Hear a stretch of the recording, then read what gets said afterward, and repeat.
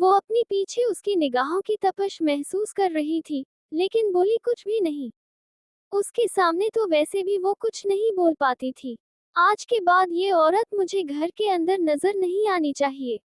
आज के बाद बिना पूछे तुम दरवाजा नहीं खोलोगी, और अगर दरवाजे पर ये महतरमा हुई तो उन्हें बाहर से ही खुदा हाफिज कर देना।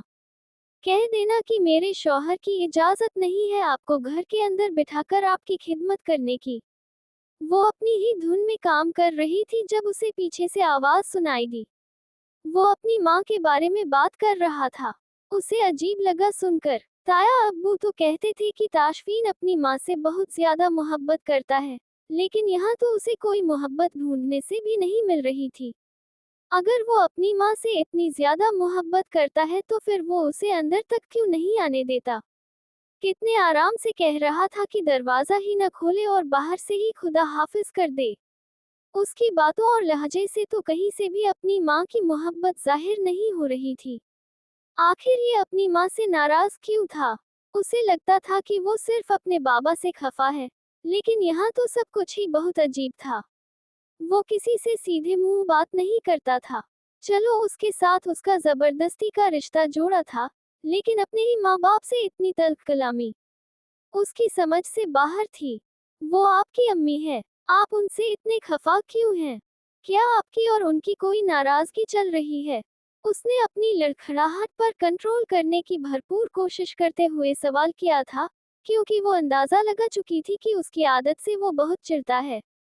उनके सामने भी कहा था और तुम्हारे सामने भी कह रहा हूँ। मेरे माँ बाप के मसले में तुम्हारा कोई दखल नहीं है, और न ही तुम्हारे मेरे मसले में उन लोगों का। तुम अगर अपने बारे में कुछ पूछना चाहो तो मुझसे पूछ सकती हो, लेकिन मेरे माँ बाप के साथ अगर मेरा कोई मसला चल रहा है तो वो सिर्फ मेरा मसला है, तुम्हारा नहीं। वो सुकून से अपनी बात मुकम्मल करता चाय का कप उठाते हुए बाहर निकल गया था, जबकि उसके जाते ही उसने अपने काम निपटाना शुरू कर दिए थे। सोचे तो बहुत थी कि आखिर उसका अपने माँ बाप के साथ क्या मसला चल रहा है, लेकिन वो उसे कुछ भी बताने या पूछने की इजाजत नहीं देता था। इसीलिए वो खुद ही इस मामले से अलग हो गई थी। बाहर से टीवी की आवाज आने पर उसने जरा सा झांक कर देखा तो वो बाहर सोफे पर बैठा चाय पीते हुए टीवी देखने में मसरूफ था। आज उसे सोना नहीं था क्या? वो सोच कर रह गई। उसने एक नजर टाइम की तरफ देखा था। 8 बजे उसके फेवरेट कार्टून आने वाले थे। आज उसके काम पर जाने के बाद उसने आराम से बैठकर अपने कार्टून देख लिए थे। लेकिन असल मजा सही वक्त पर देखने से ही मिलता था। एक ही दिन में वो पाकिस्तान और न्यूयॉर्क की टाइमिंग को समझ गई थी। पाकिस्तान में उसके फेवरेट ये कार्टून सुबह के वक्त आते थे, जबकि न्यूयॉर्क में रात के वक्त। और अब तो बस वक्त होने ही वाला था जब वो खुद टीवी के सामने बैठ गया था। अब पता नहीं उसे कब तक उठना था। आज सुबह उसे कार्टून देखने में बिल्कुल मजा नहीं आया था, क्योंकि वो सेकंड टाइम के थे। उसे रिपीट टेलीकास्ट कभी भी पसंद नहीं था। ताई अम्मी कितना ही क्यों न डांटे, लेकिन सारा काम निपटाकर सबसे पहले वो टीवी ही ऑन करती थी। वैसे भी सुबह के टाइम तो ताई अम्मी ने पड़ोस में अपनी बहन के घर जाना होता था, और ये उनका रोज का मामूल था। ये टाइमिंग उसकी टीवी देखने वाली थी, लेकिन यहाँ पर तो अच्छा खासा मसला बन गया था। वो वक्त पर कार्टून ही नहीं देख पा रही थी। कोई बात नहीं, सुबह ही देख लूंगी। उसने अपने दिल पर पत्थर रखते हुए कमरे की तरफ जाने का फैसला किया। जब उसे उसकी आवाज सुनाई दी, तुमने मेरे कपड़े क्यों धोए? और अगर धो ही दिए थे तो फिर बाहर बालकनी में धूप में डालने की क्या तुक बनती है? वो पलटकर उसे देखने लगी थी। जी हाँ, मुझे आपके ये गंदे कपड़े नजर आए तो मैंने वॉशिंग मशीन के साथ अंदर स्पिनर भी है। और प्लीज आज के बाद मेरे ऑफिस की शर्ट्स को धूप में मत डालना। ये पहले ही बहुत ज्यादा एक्सपेंसिव आती हैं, और मैं ये अफोर्ड नहीं कर सकता। वो बहुत सुकून से बात कर रहा था, जबकि शर्ट्स उसके साथ ही सोफे पर पड़ी हुई थी।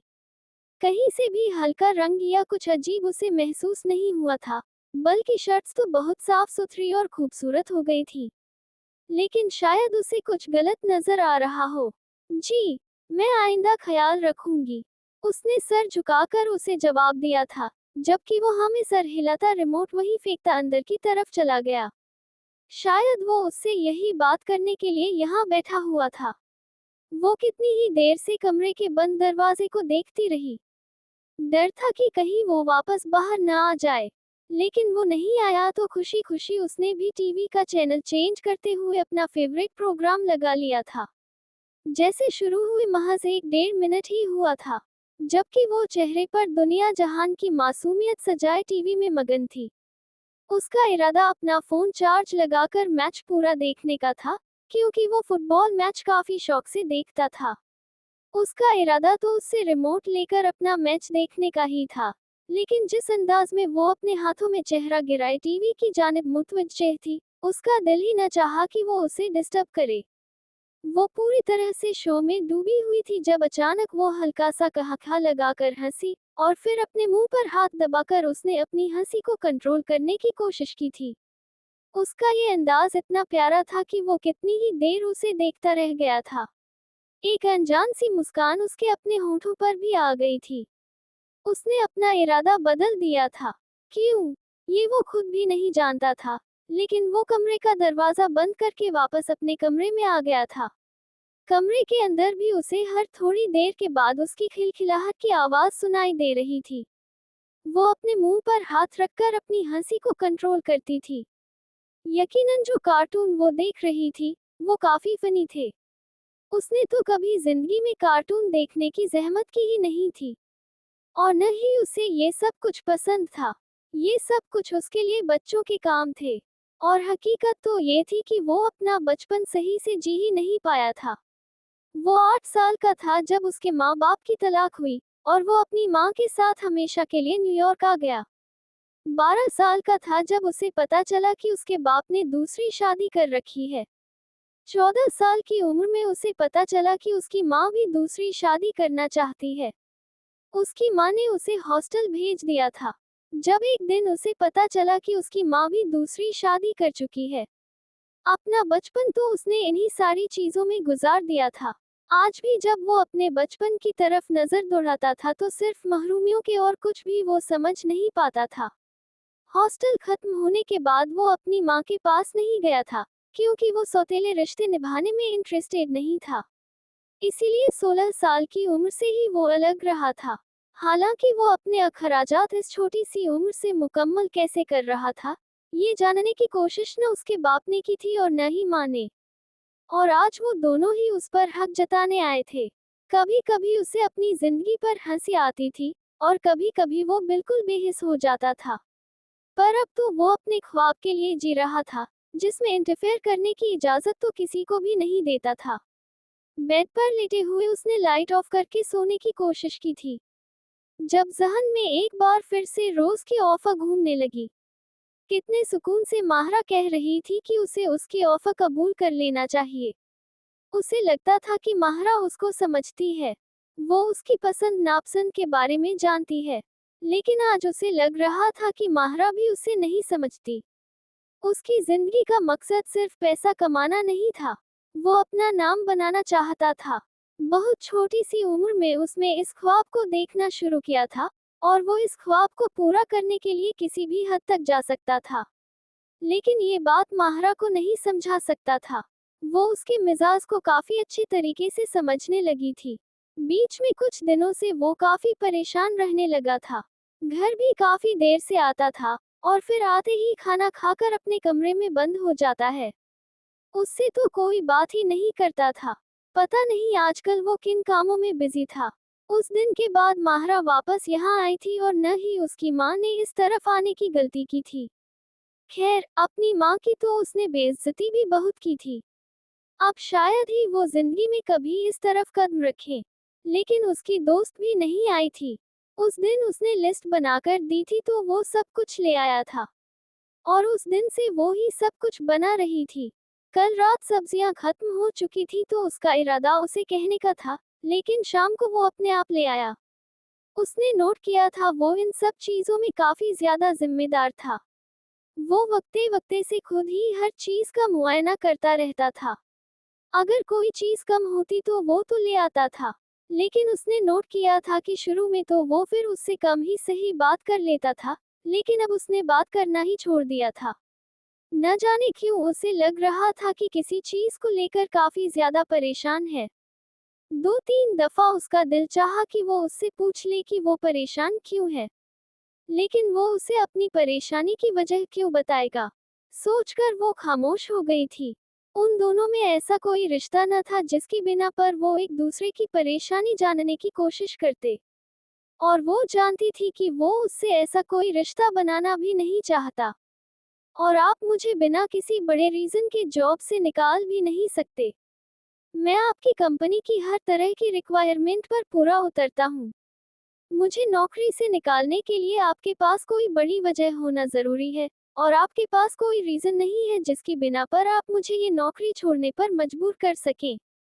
मैंने आपकी कंपनी के लिए हर तरह की रिक्वायरमेंट पूरी की है, और आपकी कंपनी के साथ मेरा 5 साल का कॉन्ट्रैक्ट है। पिछले 10-12 दिन से वो ये सब कुछ बर्दाश्त कर रहा था। आज उसकी बर्दाश्त जवाब दे गई थी। वो मॉडलिंग नहीं करना चाहता था तो उसे फोर्स क्यों किया जा रहा था। रोज जैक्सन हर रोज उसे अलग अलग ऑफर्स देकर जाती थी, और आज हद ही हो गई थी। आज उसके बॉस ने उसे नौकरी से निकालने की धमकी दी थी, लेकिन ये अलग बात थी कि वो हर तरह का पेपरवर्क पिछले हफ्ते ही कर चुका था। ये कंपनी उसे आसानी से इस नौकरी से नहीं निकाल सकती थी। उसने 5 साल का कॉन्ट्रैक्ट किया हुआ था, और इस कंपनी में काम करते हुए अभी उसे बहुत मुश्किल 1.25 साल हुए थे। इससे पहले भी वो एक कंपनी में 5 साल तक नौकरी कर चुका था, और अपनी बेहतरी के लिए उसने आगे बढ़ने का फैसला किया था। लेकिन यहाँ उसे कुछ और ही करने को मिल रहा था। मैं तुम्हारे फायदे की बात कर रहा हूँ ताइश। मैं तुम्हारा दुश्मन नहीं हूँ। तुम्हें रोज कितना फायदा पहुंचा सकती है, ये बात तुम भी बहुत अच्छे तरीके से जानते हो। मुझे रोज जैक्सन का किसी तरह का कोई फायदा नहीं चाहिए सर। मैं अपने काम से बहुत खुश हूँ, तो मैं किसी भी तरह के मॉडल प्रोजेक्ट में काम नहीं करना चाहता। मैं डायरेक्टर बनना चाहता हूँ। ये मेरा पैशन नहीं है। आई एम सॉरी, मेरी तरफ से एक और इनकार उन तक पहुंचा दीजिए। उसने बहुत सुकून से कहा था, जबकि वो जो उसे नौकरी से निकाल देने की धमकी पर मनाने का इरादा रखते थे, खामोश हो गए। वो मुस्कुराते हुए बेहद हसीन लगती थी। ये इंकिशाफ भी उस पर आज ही हुआ था। मुस्कुराने से उसके दोनों गालों के डिंपल नुमायां होने लगते थे, जो उसे और भी ज्यादा पुरकशिश बनाते थे। उसने आईब्रो उचकाकर उसके हंसने की वजह जानना चाहिए थी, जबकि एक नजर टीवी पर पड़ते ही वो समझ गया कि वो किस खुशी में इतना हंस रही है। वो इग्नोर करता अपने फोन की तरफ मुतवज्जे हुआ था। हेलो। वो अपने घर के अंदर दाखिल हुआ तो उसके फोन पर बेल होने लगे थे। अनजान नंबर देखकर उसने फोन उठा लिया था। हो सकता है माहरा किसी और नंबर से राब्ता करने की कोशिश कर रही हो, क्योंकि वो अपने एक मॉडल ऑडिशन के लिए दूसरे शहर गई हुई थी। रोज जैक्सन बात कर रही हूँ। दूसरी तरफ से सुकून सी आवाज सुनाई दी, जबकि उसका दिल चाहा कि वो अपना फोन दीवार पर दे मारे। पिछले 10-12 दिन से वो इस औरत की वजह से कितनी ज्यादा टेंशन में था, और सबसे ज्यादा टेंशन उसे इस बात की थी कि कहीं इस औरत की वजह से वो अपनी नौकरी न खो दे। इस नौकरी के लिए उसने बहुत ज्यादा मेहनत की थी।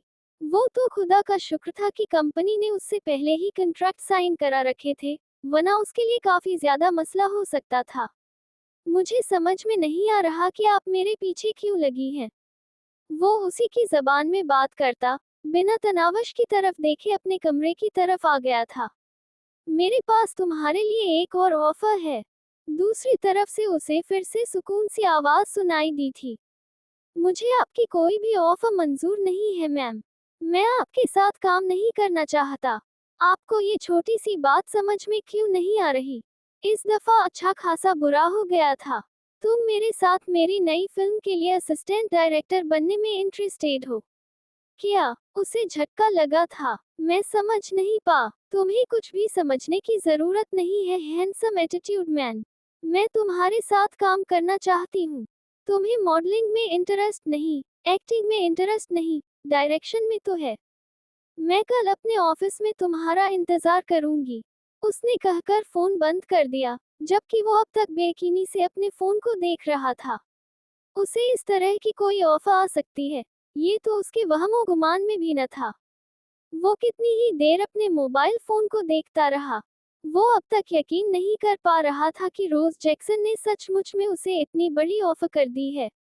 वो अपने ख्वाबों के इतना नजदीक चला गया है। भला ऐसा कैसे हो सकता है? रोज जैक्सन को उसे अपने साथ रखकर क्या हासिल है भला? वो उसे ऐसी ऑफर क्यों करेगी? वो एक आम सा लड़का जिसके पास एक्सपीरियंस नाम की भी कोई चीज नहीं, वो उसे अपने साथ असिस्टेंट डायरेक्टर के तौर पर रख रही थी। आखिर उसकी जात से उसे क्या फायदा हो सकता था?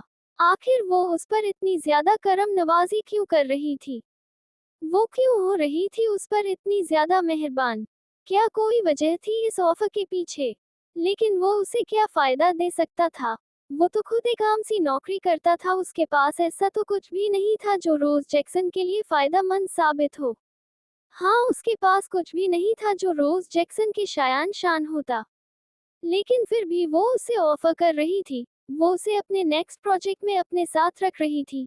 ये कोई छोटी सी बात हरगिज नहीं थी। वो बहुत कुछ सोचना चाहता था, लेकिन रोज जैक्सन की इस ऑफर की खुशी उसे कुछ भी सोचने नहीं दे रही थी। शायद ये उसकी किस्मत थी जो अचानक जाग गई थी। हाँ, मुमकिन था कि ये सब कुछ उसके नसीब में लिखा था। उसे इसी तरह से मिलना था। वो बेकार में इतना परेशान हो रहा था।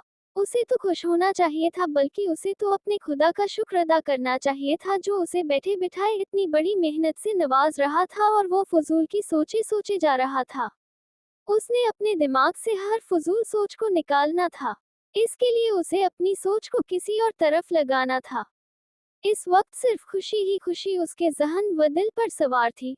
वो बेइंतहा खुश था और अपनी इस खुशी को खुलकर मनाना चाहता था।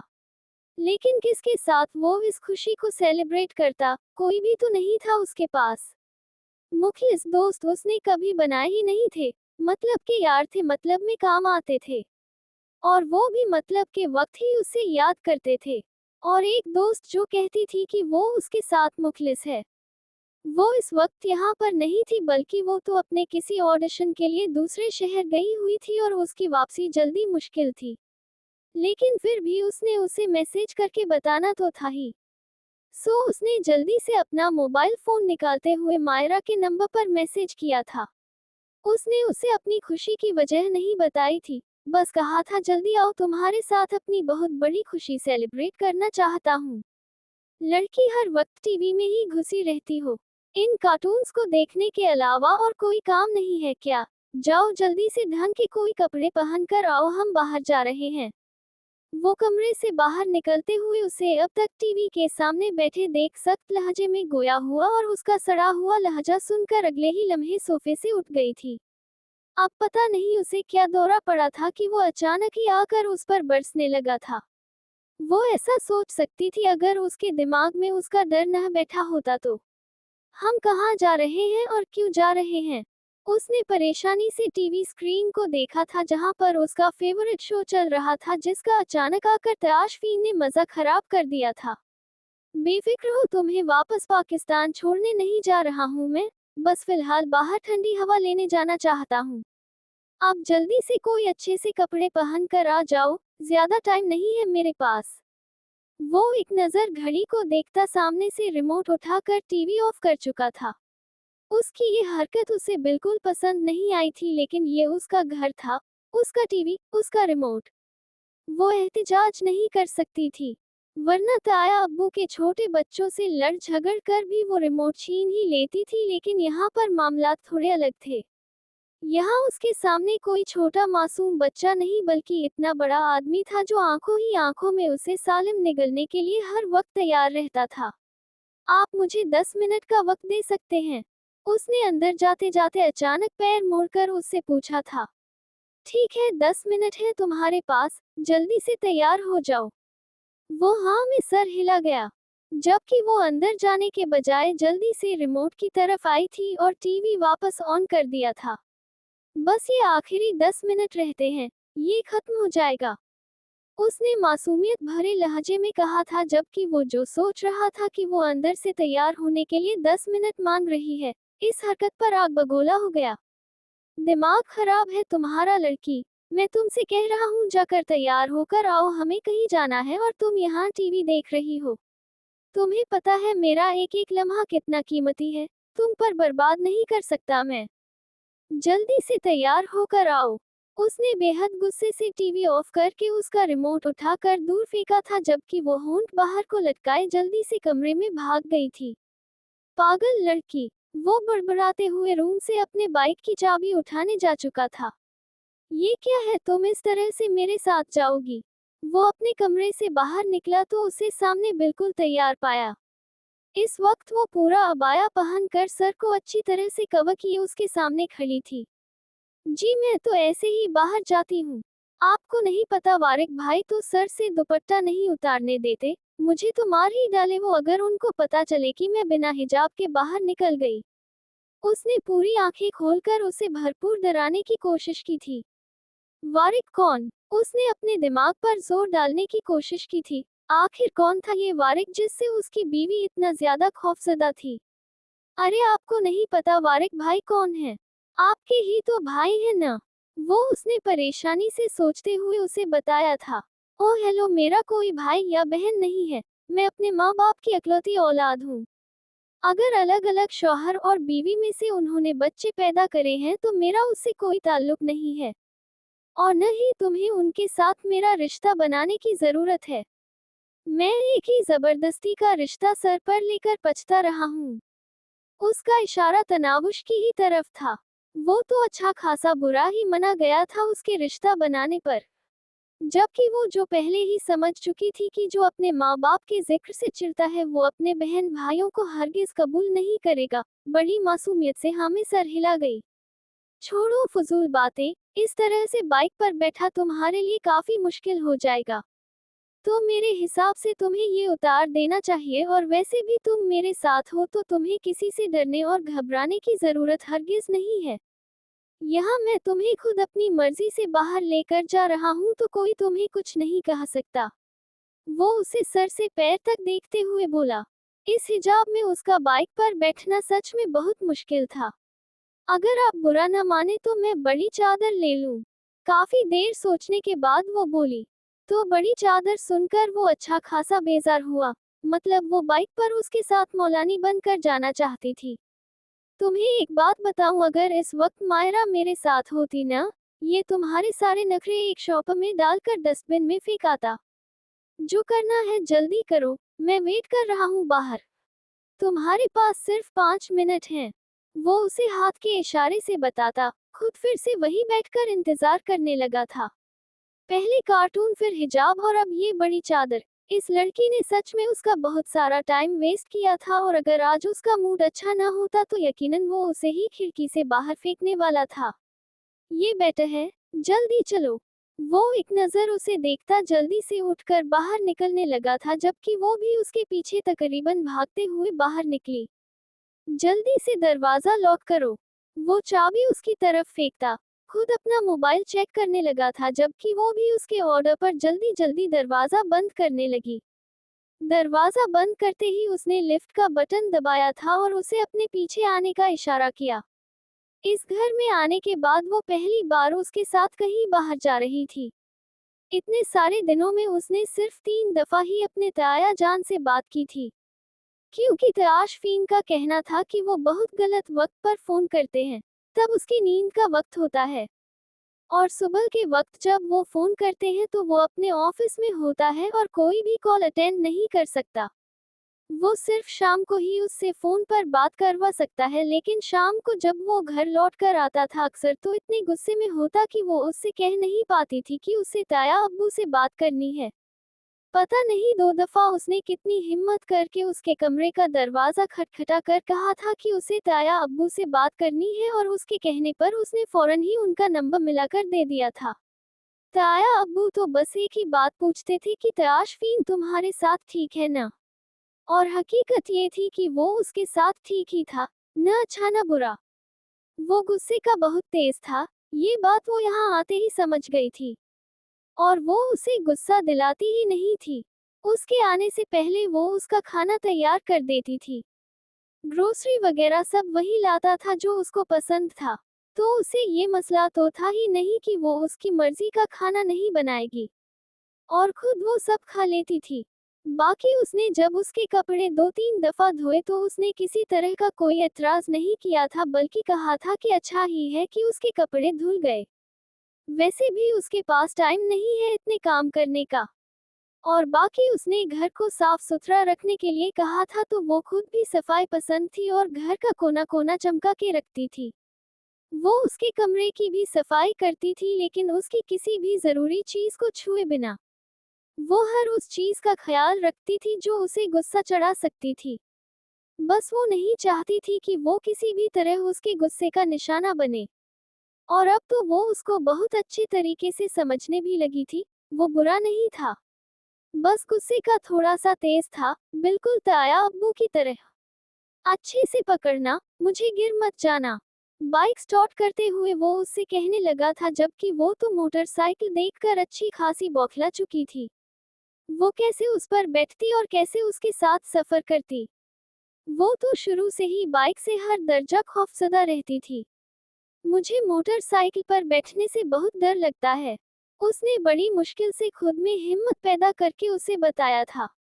अरे इसमें डरने वाली कौन सी बात है, बस मुझे पकड़ लेना, मैं कभी किसी को नहीं गिराता। मायरा तो मेरी राइड की फैन है, मुझसे अच्छा कोई बाइक चला ही नहीं सकता। वो पूरे यकीन से बोल रहा था। लेकिन मुझे मोटरसाइकिल पर बैठना नहीं आता, मैं कभी भी नहीं बैठी। उसने एक छोटी सी कोशिश और की थी इनकार करने की, लेकिन सामने वाला सुन ही कहाँ रहा था। वो आंखें दिखाता उसे बैठने पर मजबूर कर ही गया। ओ बेवकूफ लड़की, ये कैसे बैठ रही हो? मेरी तरह बैठो जिस तरह मैं बैठा हूँ। वो उसका कंधा पकड़कर एक साइड बैठने ही लगी थी कि वो बोल पड़ा, लेकिन सदफ आपी तो इसी तरह से बैठती है वारिक भाई के पीछे। वो उसके कहने पर मजीद कंफ्यूज हो गई। पहले वारिक भाई, अब ये सदफ आपी। तुम क्या अपने सारे रिश्तेदारों को फॉलो करती रहोगी? वो चिढ़कर पूछने लगा। जल्दी बैठो, टाइम नहीं है मेरे पास। उसके कोई जवाब न देने पर वो सख्ती से बोला, तो उसने आखिरकार खुद को ऐसा करने के लिए तैयार कर ही दिया। और उसके बैठते बाइक फुल स्पीड में आगे बढ़ चुकी थी। पीछे उसकी चीखों की आवाजें शायद पूरा न्यूयॉर्क सुन रहा था। लेकिन वो अपनी बाइक को फुल स्पीड पर रेस दिए हवा से बातें कर रहा था। प्लीज रोक दे, मुझे आपके साथ कहीं नहीं जाना। खुदा के लिए, मैंने आपका क्या बिगाड़ा है? आप मुझसे इस तरह से इंतकाम लेंगे? जो किया है आपके बाबा ने किया है। इस निकाह में मेरी मर्जी भी शामिल नहीं थी, मैं तो खुद छोटी सी बच्ची थी। मुझे नहीं पता कि आपके साथ जबरदस्ती की गई है। खुदा के लिए मुझे इस तरह से न मारें, मैं मरना नहीं चाहती। आप मुझे वापस पाकिस्तान भेज दें। मैं वापस यहाँ नहीं आऊंगी और न ही कभी आपसे कुछ मांगूंगी, मैं वादा करती हूँ। मैं ताया अब्बू को भी समझा दूंगी, और वो दोबारा कभी मुझे आपके सर पर मुसलत नहीं करेंगे। बस मुझे पाकिस्तान वापस भेज दे, मैं इस तरह से नहीं मरना चाहती हूँ। मुझे मेरी जिंदगी बहुत प्यारी है। वो पूरी तरह से उसके साथ चिपकी हुई ऊंची आवाज में बोल रही थी, जब अचानक एक जगह बाइक को ब्रेक लगाकर वो रुक गया था। बाइक की पिछली व्हील ऊपर की तरफ उठ चुकी थी और इस दफा तयाशफीन अपने कानों में उंगलियां ठूंस चुका था। और वो ऊंची ऊंची आवाज में कुरानी आयात का वर्द कर रही थी, जब अचानक वो उसके कहकहों को देखने पर मजबूर हो गई। उसके यूं हंसने पर उसके मुंह पर ताला लग चुका था, जबकि नजर उसके बेतहाशा सुर्ख होते चेहरे पर थी। वो हंसे जा रहा था उसकी बेवकूफी पर, उसकी बेवकूफाना बातों पर। लेकिन वो बहुत प्यारा लग रहा था। यूं हंसते मुस्कुराते इस दुनिया का सबसे दिलकश मर्द लग रहा था। तनावुश के मुंह से बेसाख्ता माशाअल्लाह निकला था। बहुत बड़ी बेवकूफ हो तुम, बहुत स्टूपिड हो, लेकिन बहुत क्यूट भी हो। चलो आओ वहां चलते हैं। ये मेरा फेवरेट रेस्टोरेंट है, यहाँ का पिज्जा वर्ल्ड फेमस है। एक बार खाओगी बार बार यहाँ आओगी। लेकिन यार सच में बहुत एक्सपेंसिव है। दिल तो करता है यहाँ रोजाना आने को, लेकिन अपनी जेब भी देखनी पड़ती है। वो मुस्कुराते हुए उसे अपने पीछे आने का इशारा कर चुका था, जबकि वो खामोशी से उसके पीछे आती, इस शाहकार खाने को खाने के लिए खुद को तैयार कर चुकी थी, जो कि बहुत महंगा था लेकिन उसके शौहर को पसंद था। तुम अनकंफर्टेबल मत फील करना। तुम्हें पता है ये लोग तुम्हें बार बार पीछे मुड़कर क्यों देख रहे हैं? तुम्हारी इस 9 फुट चादर की वजह से। लेकिन मुझे कोई एतराज नहीं है।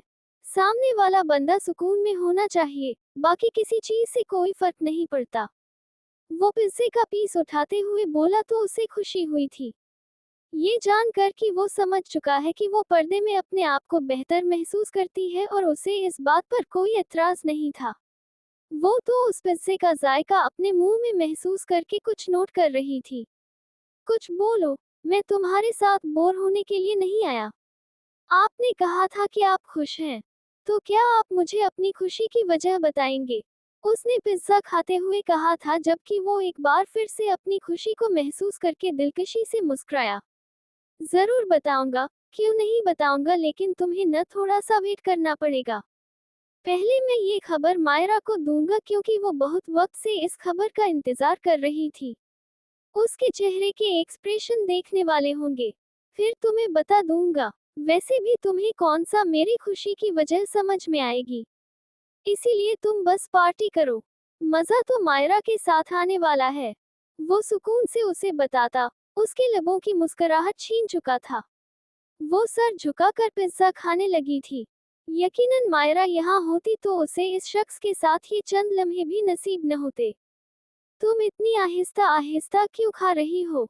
वो खुद तीसरा स्लाइस उठा रहा था जबकि वो अभी तक पहला स्लाइस खा रही थी। उसे यही लगा कि शायद उसके पसंद की चीज उसे पसंद ही नहीं आई। बस ऐसे ही मैं चेक कर रही थी कि इसमें क्या क्या डाला गया है। मैं बना सकती हूँ इसे, उसने मजे से खाते हुए कहा तो वो मुतासिर होने वाले अंदाज में उसे देखने लगा। क्या तुम्हें सच में लगता है कि तुम इसे बना सकती हो? वो हैरान हुआ था। लगता नहीं है, मुझे यकीन है मैं बना सकती हूँ। इसमें ऐसा कोई कुछ नहीं जो मुश्किल हो। बहुत आसान सी रेसिपी है, बल्कि अगर आप कहेंगे तो मैं आपको बनाकर खिलाऊंगी। वो पूरे यकीन से बोल रही थी। क्या तुम सच में इसे बना सकती हो? देखो जान, तुम्हारी इतनी नहीं है जितने बड़े काम के तुम दावे करती हो।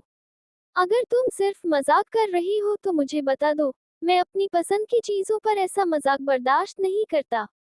वो उसे आंखें दिखाते हुए बोला, इसमें ऐसा कुछ नहीं है जिस पर आपको बेयकीनी हो। ये बहुत आसान सी रेसिपी है और मैं आपको बनाकर खिला भी सकती हूँ। आपको बहुत पसंद भी आएगा। आप बेशक मुझसे बनवा ले, मैं आपको बना दूंगी। उसने पूरे यकीन से कहा। ठीक है, तो मैं कल ही तुम्हें ये सारी चीजें ला कर देता हूँ। तुम मुझे लिस्ट बना देना और अगर तुमसे नहीं बना तो फिर याद रखना तुम फेल हो जाओगी कुकिंग टेस्ट में। वो बड़े मजे से बोला। यकीनन उसे उसकी किसी बात पर यकीन नहीं था। ऐसा मुमकिन ही नहीं है, मैं बिल्कुल फेल नहीं होने वाली। मैं आपको लिस्ट दूंगी, आप सारी चीजें ले आइएगा। इससे बेहतर न बना कर खिलाया तो मेरा नाम बदल दीजिएगा। उसका यकीन काबिले दीद था, जबकि दूसरी तरफ उसे यकीन था कि वो ये बनाने में कामयाब नहीं हो सकेगी। आखिर इतने महंगे रेस्टोरेंट की इतनी महंगी डिश अगर इतनी ही आसान होती कि उसे कोई भी बना लेता तो वो इतनी महंगी हरगिज न बिकती।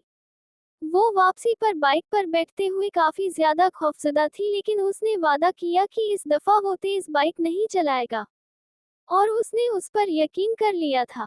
वैसे तो उसका इरादा उसे डराने का था, लेकिन उसे मोटरसाइकिल से इस हद तक खौफजदा देखकर उसने बहुत आहिस्ता से ड्राइविंग की थी। वो तो वापसी पर भी उसकी बात याद करते हुए हंसता रहा। वो मरने से कितना ज्यादा डरती थी। बेचारी इतनी सी तो थी, डर भी ठीक था। और जो बातें उसने की थी वो सारी उसके लिए बहुत फनी थी। अपनी जान बचाने के लिए वो उसे छोड़कर जाने को भी तैयार थी। उसे ये जानकर बुरा भी लग रहा था कि जितनी जबरदस्ती इस रिश्ते पर उसके साथ हो रही है, शायद उतनी ही जबरदस्ती उसके साथ भी की गई थी। बल्कि जबरदस्ती क्या की गई थी, वो तो जानती तक नहीं थी उसके साथ उसका कोई रिश्ता बनाया गया है। आखिर क्या उम्र थी जब उसका निकाह हुआ? वो तो बिल्कुल छोटी सी थी। उसे याद था 12 साल पहले जब इन दोनों का निकाह हुआ था तो वो बिल्कुल छोटी सी थी। अपनी जिंदगी का सियाह दिन तो वो आज तक नहीं भूला था। उसने उसे कभी याद करने की कोशिश न की थी कि उसके जिंदगी के साथ कोई और वजूद भी जुड़ा है। और हकीकत तो ये थी कि उसे आज भी इस चीज से कोई लेना देना नहीं था। वो तो बस मजबूरी में इस रिश्ते को निभा रहा था।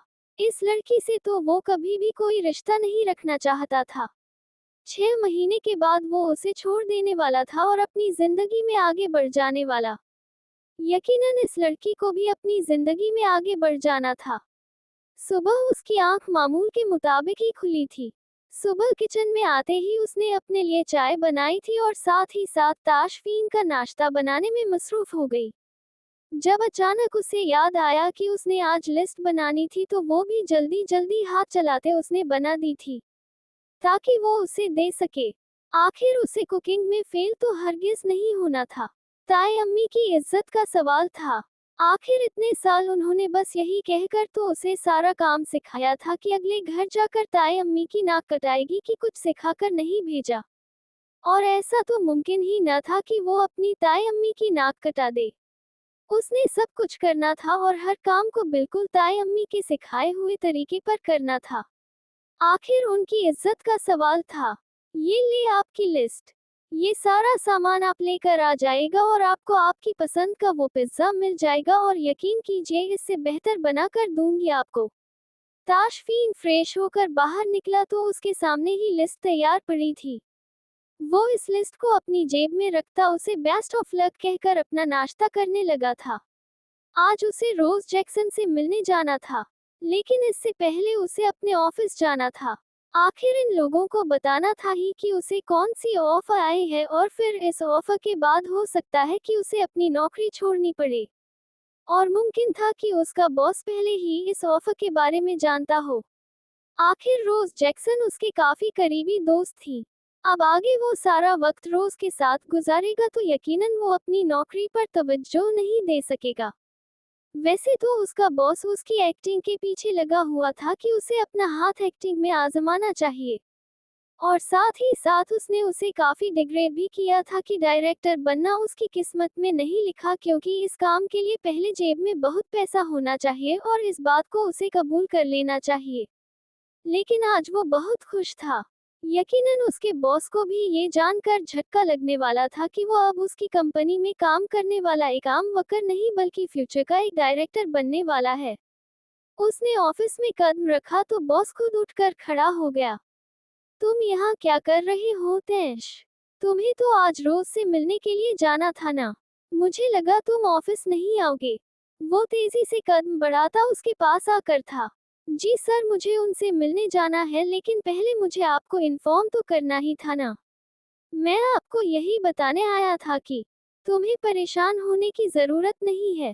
तुम रोज से मिलने के लिए जाओ और हाँ, याद रखना कि वहाँ जाकर हमारी कंपनी को अच्छे से प्रमोट करना। अगर तुम हमारी कंपनी से निकले हो, अगर कोई भी तुम्हारे बारे में कुछ जानना चाहे तो हमारी कंपनी का नाम जरूर लेना। आखिर हमारी कंपनी ने ही तुम्हें अप्रोच किया था। रोज जैक्सन की नजर यही से तो तुम पर गई है और फिर उसने इतना बड़ा फैसला किया है। तुम्हें पता है आज तक उसने अपनी किसी फिल्म के लिए असिस्टेंट डायरेक्टर जैसा जुमला नहीं पाला। वो पहली बार अपने साथ किसी को इस काम के लिए रख रही है वरना डायरेक्शन को वो 100% खुद ही करती है। कोई बात तो है तुम में कि वो तुम्हें इतनी बड़ी ऑफर कर रही है, लेकिन उसके साथ काम करते हुए तुम हमें मत भूलना। आखिर तुम्हारी असल पहचान तो ये कंपनी है ना।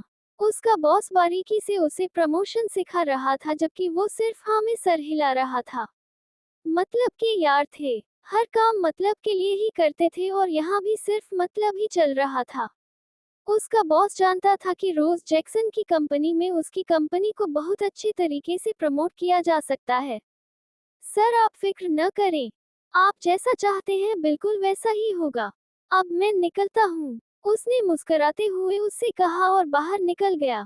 उसका कोई इरादा न था इस कंपनी को कहीं जाकर प्रमोट करने का। वो यहाँ तक अपने इनकार की वजह से पहुंचा था, इस कंपनी की वजह से नहीं। यकीनन रोज जैक्सन को उसका इनकार बहुत चुभा था तभी उसे अपने साथ काम कराने पर फोर्स कर रही थी, वरना वो ऐसी ऑफर किसी को नहीं करती। रोज जैक्सन के सामने इनकार करने की हिम्मत कभी किसी ने नहीं की थी, शायद इसीलिए वो उसके इनकार को जरूरत से ज्यादा दिल पर ले बैठी थी कि उसे इतनी बड़ी ऑफर कर डाली थी। कभी कभी नाकामा ही जाती है, उसने मुस्कुराते हुए सोचा और आगे बढ़ गया। रोज जैक्सन के ऑफिस में उसे काफी इज्जत से बिठाया गया था। वो इस वक्त किसी मीटिंग में मसरूफ थी जब उसके सेक्रेटरी ने उसे उसके ऑफिस में लाकर बिठा दिया। वो भी वहीं बैठकर उसका इंतजार करने लगा जब अगले 10 मिनट में ही रोज जैक्सन अंदर दाखिल हुई। गुड मॉर्निंग मैम, कैसी हैं आप? वो उठकर खड़ा होते हुए मुस्कुराकर पूछने लगा जबकि वो उसे देखकर काफी खुश हुई थी। Good morning angry young man, तुम कैसे हो? और ऑफिस देखा तुमने, कैसा लगा? आखिर अब तुम्हें यहीं पर काम करना है तो तुम एक बार टूर कर लेते पूरे ऑफिस का, सबसे मिल लेते। मैं अपने सेक्रेटरी को कहती हूँ वो तुम्हें सबसे मिलवा देगा। लेकिन इससे पहले कॉफी हो जाए, उसने रिसीवर उठाते हुए कहा और साथ ही उसे बैठने के लिए भी। यहाँ काम करना है या नहीं करना, इसके बारे में अभी तक मैंने कुछ सोचा नहीं। मैम आप जरूरत से ज्यादा जल्दबाजी दिखा रही हैं। वो सीट पर बैठे हुए बोला तो उसके चेहरे की मुस्कान कहीं गुम हो गई। क्या मतलब? क्या तुम असिस्टेंट डायरेक्टर के तौर पर मेरे साथ काम नहीं करना चाहते? उसे झटका ही तो लगा था। रिसीवर उसने वापस पटक दिया। क्यों नहीं काम करना चाहता? मैं आपके साथ जरूर काम करना चाहता हूँ लेकिन इस वक्त मैं ऑलरेडी एक कंपनी के साथ जुड़ा हुआ हूँ। और वो कंपनी मुझसे बहुत सारी उम्मीदें रखती है। प्रमोशंस। वो बात अधूरी छोड़ चुका था ताकि वो खुद ही समझ जाए कि उसके बॉस ने उसे यहाँ क्यों भेजा है। हाँ मैं समझ गई तुम्हारी बात को। तुम्हें इन सब चीजों की फिक्र करने की जरूरत नहीं है। तुम्हारा कॉन्टैक्ट इस कंपनी से मैं खत्म करवा दूंगी। और हमें कोई जरूरत नहीं है किसी भी कंपनी को प्रमोट करने की। तुम्हारा काम अब से मेरे साथ होगा। मैं तुम्हें जल्द ही पूरी टीम से मिलवाऊंगी। और फिर तुम मेरे लिए काम करोगे, सिर्फ मेरे लिए। ऑडिशन वगैरह कहाँ होंगे? वो अभी बोल ही रहा था कि वो उसकी बात काट कर कहने लगी। डार्लिंग तुम्हारा कोई ऑडिशन नहीं होगा। तुम मेरी तरफ से बेफिक्र हो जाओ। वो पुरसुकून अंदाज में बोली। लेकिन मुझे समझ नहीं आ रहा कि आप मेरे लिए इतना कुछ क्यों कर रही हैं। मेरा मतलब है कि मैं आपको किस तरह का फायदा दे सकता हूँ। आपने कभी भी असिस्टेंट डायरेक्टर के तौर पर अपने साथ किसी को नहीं रखा। आप सब कुछ अकेले ही करती हैं तो फिर अचानक आपने मुझ जैसे अनएक्सपीरियंस बंदे को अपने साथ रखने का फैसला क्यों किया? क्या इसके पीछे की वजह मेरा इनकार है? अगर आपको मेरी बात बुरी लगी तो मैं माजरत करता हूँ लेकिन हाँ तुम्हारा इनकार मुझे बहुत बुरा लगा, बहुत ज्यादा बुरा। आज तक किसी ने मुझे इनकार करने की जुर्रत नहीं की थी और तुमने हर बार मेरे मुंह पर इनकार कर दिया। मुझे तुम्हारा इतना बुरा लगा कि मैंने तुम्हारे साथ काम करने की कसम खा ली। तुम मॉडलिंग नहीं करना चाहते, नहीं करना। तुम एक्टिंग नहीं करना चाहते हो, मैं कभी तुमसे जबरदस्ती नहीं करवाऊंगी। लेकिन मैं तुम्हारे साथ काम करना चाहती हूँ। मुझे पता है तुम बहुत टैलेंटेड हो। मैं तुम्हारा टैलेंट चेक करना चाहती हूँ। मैं तुम्हें आजमाना चाहती थी। इसीलिए तुम यहाँ हो। और अब बेकार की कोई बात नहीं होगी। हमारे बीच कॉफी पीते हैं। और फिर कहीं बाहर चलकर लंच करेंगे। आज रात को क्लब में मैं तुम्हारी मुलाकात अपनी फिल्म के हीरो से भी करवाऊंगी। अगर तुमने अपनी गर्लफ्रेंड के साथ कहीं डेट फिक्स न की हुई हो तो। नहीं ऐसा कुछ नहीं है। मैं शाम में बिल्कुल फ्री हूँ। आप जब बुलाएंगी मैं आ जाऊंगा। उसने फौरन जवाब दिया था। अच्छा तो इसका मतलब है तुम्हारी गर्लफ्रेंड काफी ओपन माइंड है। अब मैं ये कहूँगा कि मेरी कोई गर्लफ्रेंड नहीं है तो आप यकीन नहीं करेगी। मैं रात को बिल्कुल फ्री होता हूँ। अब जब चाहे मुझे बुला सकती हैं। उसने मुस्कुराते हुए कहा था। तुम्हारा चेहरा और तुम्हारी बॉडी देखने के बाद इस बात पर यकीन करना मुश्किल नहीं, नामुमकिन है कि तुम्हारी कोई गर्लफ्रेंड नहीं है। लेकिन तुम कहते हो तो मैं तुम पर यकीन कर लेती हूँ। और तुम्हें एक मशवरा भी देती हूँ। इतना हसीन मर्द सिंगल अच्छा नहीं लगता। वो उसके सामने झुकती बिल्कुल करीब आकर बोली। मैं आपके मशवरे पर अमल करने की पूरी कोशिश करूंगा। उसने कुर्सी को जरा सा पीछे किया था। तुम्हें करना भी चाहिए। रोज की निगाहें उसकी गर्दन से नीचे जा रही थी जहां ऊपर के दो बटन खुले होने की वजह से उसके सीने का कुछ हिस्सा नुमाया हो रहा था। वो मर्द होकर भी रोज की इस हरकत पर थोड़ा शर्मिंदा सा होकर उठ खड़ा हुआ। क्या हुआ? उसके अचानक उठकर पीछे होने पर वो हैरान हुई थी। कुछ नहीं, मैं बस आपका ऑफिस देख रहा हूँ। उसने अपनी शर्मिंदगी पर काबू पाते हुए एक नज़र पूरे ऑफिस पर दौड़ाई थी। चलो ऑफिस के वर्कर से मिलते हुए कॉफी पीते हैं, तुम अच्छा महसूस करोगे। वो उसके बाजू में हाथ डालते हुए उसके काफी करीब आ गई थी, जबकि वो हाँ में सर हिलाता उसके साथ ही बाहर निकला। उसका पहला दिन अच्छा गुजर गया था, लेकिन उसे अच्छा नहीं कहा जा सकता था। रोज ने अपनी दोनों मीटिंग कैंसिल कर दी उसके लिए और सारा दिन उसके साथ रही थी। एक पल के लिए भी उसे तन्हा न छोड़ा। वो उसके साथ लंच करने नहीं जाना चाहता था, लेकिन वो तो पीछे ही पड़ गई थी। इतनी बेबाकी से वो उसे छू रही थी। इतना तो वो मायरा को भी अपने करीब आने की इजाजत भी नहीं देता था। सच में वो रोज से एक ही दिन में अकता गया था। उसके साथ वो 9 महीने तक एक फिल्म की शूटिंग करने वाला था और आज रात को उसे फिल्म के हीरो से भी मिलने के लिए जाना था। लेकिन इससे पहले उसे घर जाना था, क्योंकि आज सारा दिन सबसे मिलते मिलते उसे अच्छी खासी थकावट हो गई थी। रोज जैक्सन का ऑफिस उसके ऑफिस से 2 गुना नहीं बल्कि कहीं गुना बड़ा था। सबसे मिलते मिलते वो अच्छा खासा बेजार गया था। पर अब घर जाकर उसका इरादा थोड़ी देर आराम करने का था, ताकि रात को वो क्लब जा सके। लेकिन इससे पहले रोज जैक्सन को बताना जरूरी था कि वो घर जा रहा है। अगर वो ऑफिस में जाता है, यकीनन वो उसे दोबारा से चिपक जाती। इसीलिए उसने मैसेज किया था, जिसका जवाब उसे अगले 1 मिनट में ही रिसीव हो गया था। बाय डार्लिंग, जल्दी आना, आई विल मिस यू। उसका जवाब पढ़कर उसने से जल्दी से मैसेज डिलीट कर दिया था। वो एक ही दिन में उसके साथ कुछ ज्यादा ही फ्री हो गई थी। वो उसके लिए पिज्जा बना रही थी। वो घर आया था तो सारा सामान लेकर आया था, लेकिन उसे ये कहकर अंदर अपने रूम में बंद हो गया है वो उसे डिस्टर्ब न करे, क्योंकि उसको अपने जरूरी काम के सिलसिले में कहीं जाना है। और खाना भी उसने नहीं खाया था, इसीलिए उसके सामान लाते ही वो उसके लिए पिज्जा बनाने में मसरूफ हो गई थी। उसका इरादा बिल्कुल वैसा ही पिज्जा बनाने का था जैसा उस रेस्टोरेंट में बना था। तकरीबन 2-2.5 घंटे के बाद वो नींद लेकर फ्रेश होकर बाहर निकला तो वो उसका पिज्जा तैयार करने के बाद अब अपने लिए रोटी बना रही थी। उसने टेबल पर रखे पिज्जे का एक स्लाइस अपने मुंह में डाला कि अचानक उसका फोन बजने लगा। ये तुमने बनाया है या इस रेस्टोरेंट से ऑर्डर किया है? वो फोन को इग्नोर करते हुए उससे पूछने लगा था। मैंने बनाया है। अच्छा बना है न? बिल्कुल वैसा ही है जैसा कि हमने रात को वहां से खाया था। मैंने कहा था ना आपसे कि मैं बना सकती हूँ। उसने खुश होते हुए कहा, जबकि वो भी मुतासिर होने वाले अंदाज में हाँ में सर हिला गया। तुम कुकिंग टेस्ट में पास हो गई हो। अगर इसमें कोई झूठ या फ्रेब नहीं है तो मैं इसको वापस आकर खाऊंगा। अभी मुझे जरूरी काम के लिए जाना है। वो फोन कान से लगाते हुए बोला। लेकिन आपने तो खाना खाना है। वो उसके पीछे पीछे ही आ रही थी। बोला ना वापस आकर खाऊंगा। और तुम दरवाजा बंद करो। वो फोन पर मसरूफ होते हुए उसे इशारा कर चुका था, जबकि वो हाँ में सर हिलाते दरवाजा बंद करके वापस अंदर आ गई। उसने बहुत मेहनत से ये बनाया था, लेकिन वो अपने काम के चक्कर में कुछ खा ही नहीं सका था। उसने सब समेट कर रख दिया। यकीनन वो वापस आकर खाने वाला था। इससे मिलो ताइश, ये है हमारी फिल्म का हीरो। इसे सेलेक्ट किया है मैंने। बहुत अच्छा एक्टर है ये। इसकी पहली फिल्म है जिसके लिए ये काफी ज्यादा एक्साइटेड भी है।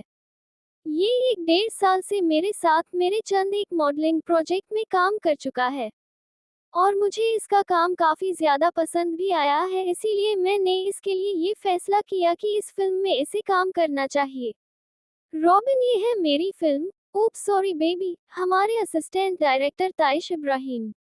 उसने ताशफीन को मोहब्बत आमेज निगाहों से देखते हुए कहा। वो उसके साथ ही क्लब में दाखिल हुई थी जहां एक एक्टर कब से उसका मुंतजिर था। उसे देखते ही तकरीबन भागते हुए उसके पास आया था। वो उसे देखते ही पहचान चुका था। इस लड़के के एड्स काफी हिट गए थे और यकीनन वो उसे कल को एक बहुत बड़ा फिल्म स्टार बनाने वाली थी। वो रोज के कदमों में बिछे जा रहा था। न जाने क्यों उसके अंदाज पर ताशफीन को हंसी आई। वैसे भी चापलूसी तो बनती थी उसकी तरफ से। जी, बहुत खुशी हुई आपसे मिलकर। आपने इससे पहले कौन कौन सी फिल्म में असिस्टेंट डायरेक्टर के तौर पर काम किया है? वो उससे मिलते हुए कहने लगा। तुम्हारी तरह ये भी पहली दफा ही मैदान में उतरा है, लेकिन तुमसे कहीं ज्यादा मुझे इससे उम्मीदें हैं, और बाकी की बातें हम बाद में करेंगे। कम डार्लिंग, मुझे तुम्हें कुछ और लोगों से भी मिलवाना है। तुम्हारी गर्लफ्रेंड नहीं आई रॉबिन? खैर, तुम हमारे लिए ड्रिंक ले आओ, उसने पीछे खड़े रॉबिन से कहा था। रोज के मुंह से उसकी गर्लफ्रेंड का जिक्र सुनकर उसे कुछ अजीब लगा था। कल तक तो वो उसके आगे पीछे होता था और चंद आर्टिकल्स में तो उसे रोज के बॉयफ्रेंड के तौर पर पड़ चुका था। शायद अब रोज उसे अपना बॉयफ्रेंड नहीं समझती थी, या फिर शायद कुछ और ही था। जो भी था, उससे कम से कम ताशफीन को कोई मतलब न था। वो मेरी गर्लफ्रेंड नहीं है, लेकिन ये बात हम बाद में करेंगे। चलो, तुम प्रोड्यूसर्स से मिलो, मैं तुम दोनों की ड्रिंक लेकर आता हूँ। नहीं मैम, मैं ड्रिंक नहीं करता, उसने फौरन इनकार किया था। क्या मतलब ड्रिंक नहीं करते? तुम इस इंडस्ट्री में कदम रखने जा रहे हो और तुम ड्रिंक नहीं करते? कम ऑन बेबी, यहाँ जरूरत से ज्यादा शरीफ लोगों की कोई जगह नहीं है।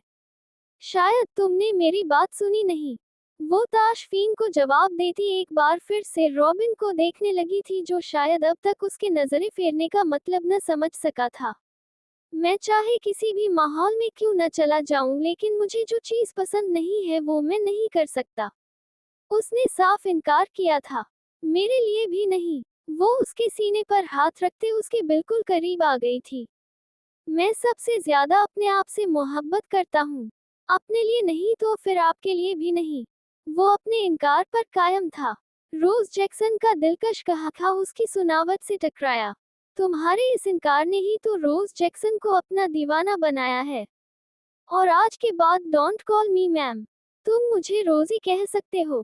तुम मेरे बहुत बहुत ज्यादा करीबी दोस्त हो, मुझे रोजी कहकर बुलाया करो। अगर तुम बुलाओगे तो मुझे खुशी होगी। वो उसके बेहद नजदीक खड़ी थी। क्यों नहीं, जरूर। वो हाँ में सर हिलाता उसके साथ आगे बढ़ा था। उसे बाकी लोगों से भी मिलना था। ये ड्रिंक लो, इसमें कोई नशा नहीं है, सिर्फ एक मामूली सी ड्रिंक है। इस तरह खाली हाथ तुम अच्छे नहीं लगते। वो कूल ड्रिंक का गिलास उसे थमाते हुए बोली, तो इस दफा उसने भी बिना किसी तरह की मुजामत के उसे थाम लिया था। अब वो उसे कितना इनकार करता, उसके इनकार की वजह से ही तो वो उससे इंच भर का फासला भी मिटाए हुए थी। तुम मुझे बहुत पसंद हो, आज हम एंजॉय करेंगे। इस क्लब में एक रूम है, सबसे मिलकर हम वहां चलेंगे, एक दूसरे के साथ टाइम स्पेंड करेंगे। हमें एक दूसरे को जानना चाहिए, समझना चाहिए। वो उसकी शर्ट के बटन के साथ खेलते हुए बोली, जब अचानक उसका फोन बजने लगा।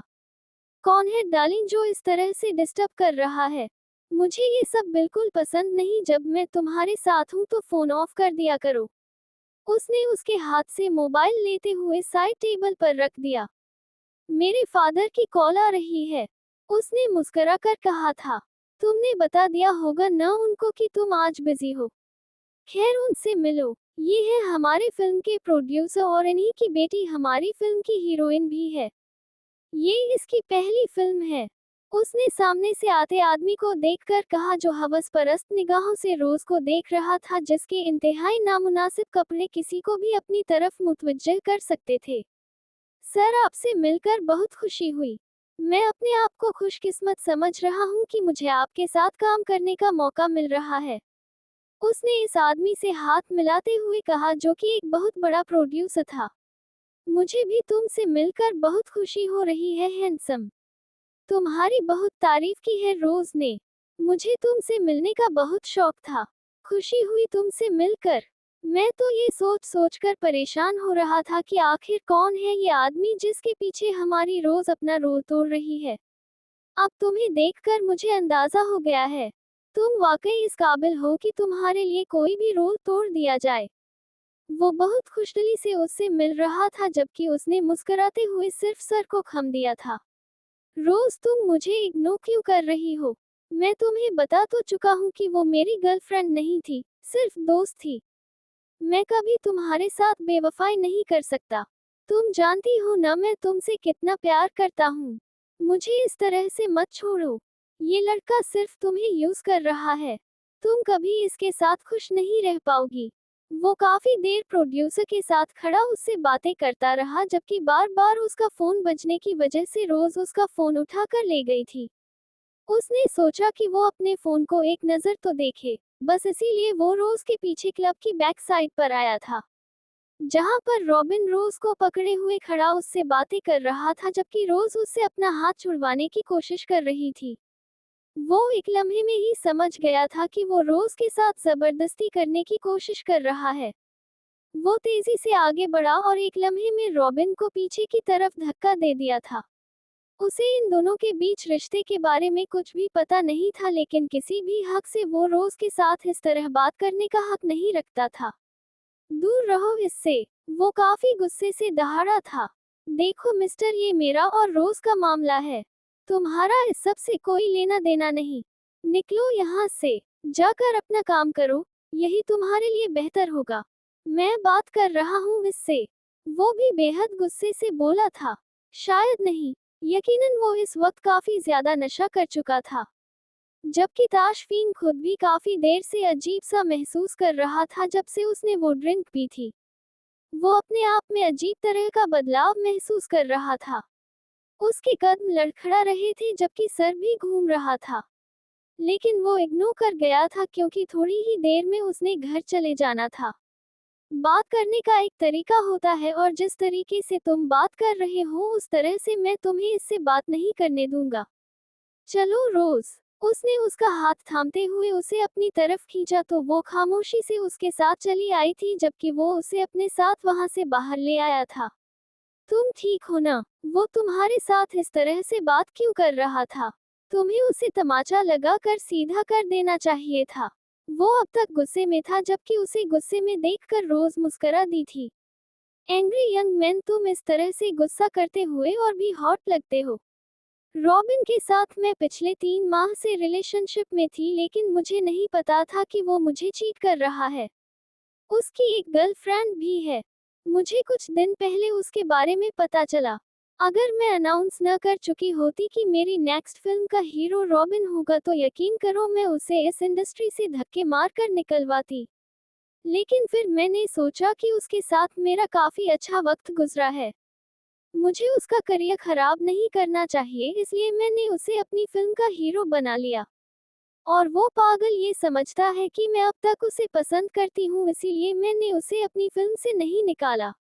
और वो अब भी मेरा बॉयफ्रेंड बनना चाहता है, जो अब मुमकिन नहीं है। बस अब मैं उससे ब्रेकअप कर चुकी हूँ। अब मेरा कोई इरादा नहीं है उसे दोबारा अपने जज्बात के साथ खेलने का मौका देने का। वो एक चीटर है। खैर, तुम्हारे मोबाइल पर काफी देर से फोन आ रहे हैं। तुम्हारे फादर बार बार फोन कर रहे हैं। हो सकता है उन्हें कोई जरूरी काम हो। तुम उनसे बात कर लो और जल्दी वापस आना, मुझे तुम्हारी जरूरत है हनी। और अपने फादर को बता देना कि आज की रात तो वापस घर नहीं जाओगे। मैं थोड़ा सा वक्त तुम्हारे साथ गुजारना चाहती हूँ। वैसे तो अब अगले 10 महीने तुम्हारे साथ ही गुजरेंगे, लेकिन ये अच्छा वक्त है। हमें एक दूसरे को समझना चाहिए। वो उसका फोन उसके हवाले करती उसके करीब से उठते हुए उसकी गर्दन को अजीब से अंदाज में छूती वहां से निकली थी। उसके अंदाज पर ताशफीन ने आंखें बंद करके खुद को कंट्रोल किया था। वो इस लड़की को समझ नहीं पा रहा था। वो उसे सिर्फ अपना असिस्टेंट डायरेक्टर बनाना चाहती थी या उसके साथ किसी और तरह का रिश्ता कायम करना चाहती थी। वो उसे अपने साथ रूम में वक्त गुजारने की ऑफर कर चुकी थी, जिस पर फिलहाल वो कुछ भी नहीं बोल सकता था। उसका अचानक इनकार उसका करियर खराब कर सकता था। और इस वक्त वो अपनी मंजिल के इतने करीब था। वो अपने ख्वाबों के इतने करीब था। वो ऐसा सोच भी नहीं सकता था। लेकिन फिर भी वो किसी के जज्बात के साथ नहीं खेल सकता था। उसने सोच लिया था कि वो रोज को सुकून से बताएगा कि वो सिर्फ और सिर्फ उसके साथ काम करने में इंटरेस्टेड है। वो रोज के साथ किसी तरह का ताल्लुक नहीं बना सकता। और उसे यकीन था कि रोज भी उसके साथ जबरदस्ती का कोई भी रिश्ता नहीं बनाना चाहेगी। वो एक समझदार लड़की थी। इससे पहले भी उसके हजारों बॉयफ्रेंड्स थे। वो उम्र में भी उससे बड़ी थी। उसके पास ये भी काफी बड़ी वजह थी उसको खुद से दूर रखने की। वो बाहर आया तो उसका फोन दोबारा से बजने लगा। ये तकरीबन 40वीं कॉल थी। वो इतना ज्यादा फोन क्यों कर रहे थे? उसे समझ नहीं आया था। अस्सलामुअलैकुम जी फरमाए। क्यों बार बार फोन करके तंग कर रहे हैं? अगर मैं फोन नहीं उठा रहा तो मतलब साफ है कि मैं मसरूफ हूँ।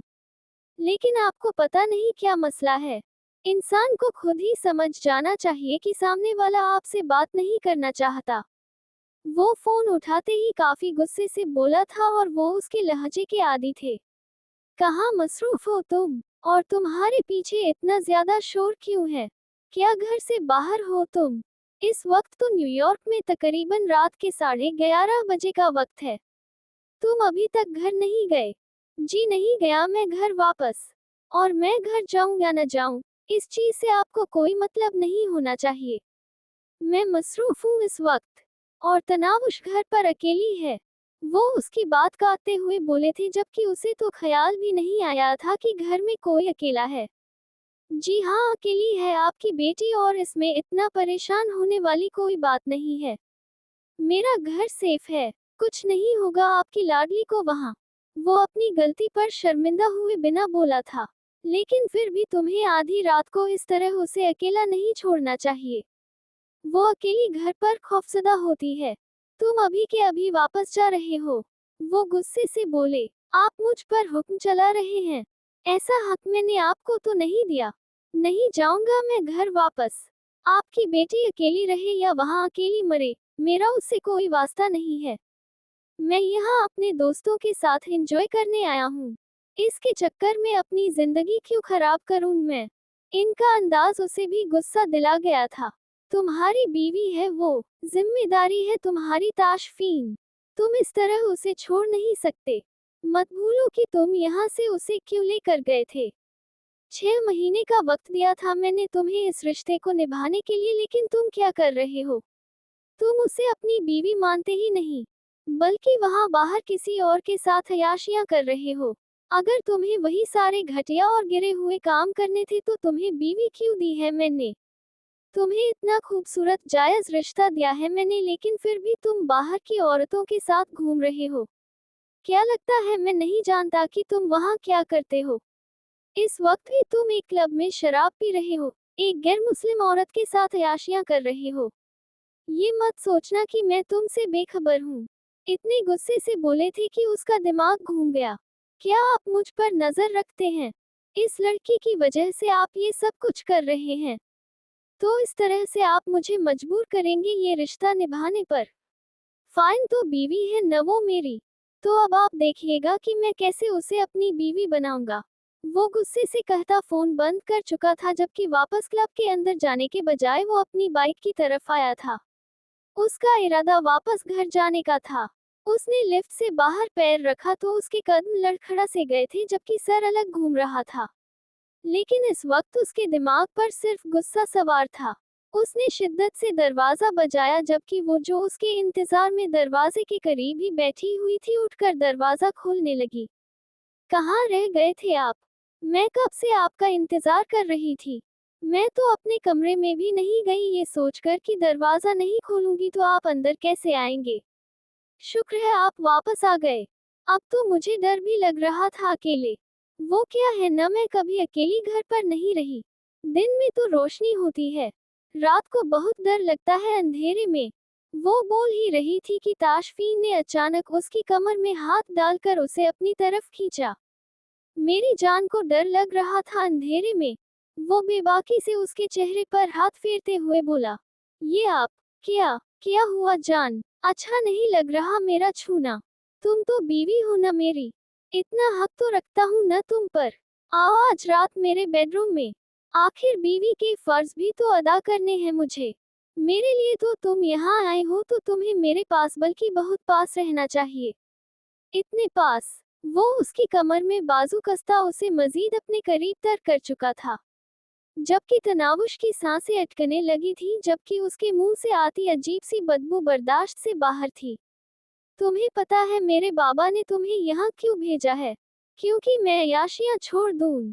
और मुझे लगता है कि आज रात तुम मुझे मेरी अय्याशियाँ छोड़ने पर मजबूर कर ही दोगी।